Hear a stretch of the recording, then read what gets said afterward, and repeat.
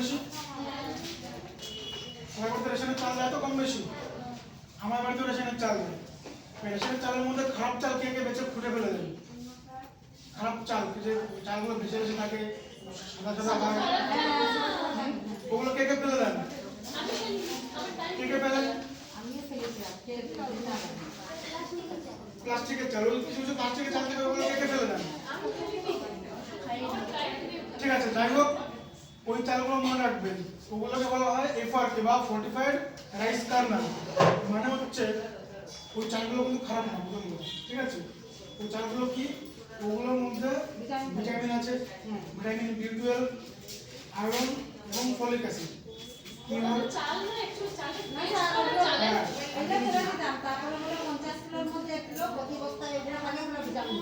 হ্যাঁ ওখান থেকে আর খোলা হয়নি। হ্যাঁ, দিদি একদম ঠিক বলেছেন। ওই রেশনের যে চালটা পান, 1-2 কিলো করে ওই চালটা কেউ বেছে ফেলবেন না। ওই চালের মধ্যে ভিটামিন থাকে, ভিটামিন বি12, ফলিক অ্যাসিড, আয়রন।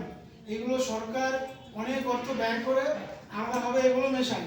ঠিক আছে, আলাদা মেশানো চালটাকে বেশ করে চাল না না ওগুলো বানিয়ে চালের সঙ্গে মেশানো হয়। ঠিক আছে, তো সেইগুলো আপনারা কেউ ফেলবেন না, ওগুলো আপনারা খাবেন। ওগুলো কেন করা হয়? যাতে সাধারণ মানুষের মধ্যে যে রক্তের ঘাটতি আছে, রক্তাল্পতা আছে, অ্যানিমিয়া আছে, সেগুলো যাতে দূর হয়, সেই জন্যই এই সরকারের এটা হচ্ছে প্রচেষ্টা। এবং এর সঙ্গে ভিটামিনের যদি অভাব থাকে, ভিটামিন বি12 বিশেষ করে শরীরের জন্য অত্যন্ত প্রয়োজনীয় হচ্ছে ভিটামিন, সেগুলো থেকে সেগুলো দূর করার জন্য এই উদ্যোগ নেওয়া হয়েছে এবং এর সঙ্গে চালের সঙ্গে মেশানো হয়। হ্যাঁ, ওগুলো কেউ আজ থেকে ফেলবেন না, ওগুলো ওই চাল ওগুলোই ফেলবেন, কেউ ফেলবেন না। যদি ধুয়ে বেরিয়েও যায়, ওগুলো আটকে রাখবেন, ছেঁকে রাখবেন। প্লাস্টিকের মধ্যে ফুটে সব দাম বেশি। না না, প্লাস্টিক না, ওগুলো একদমই প্লাস্টিক নয়।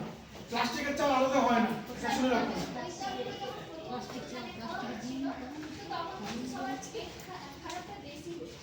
না, এরকম কোনো ঘটনা নেই, হয়তো অন্য কোনো কারণে হবে।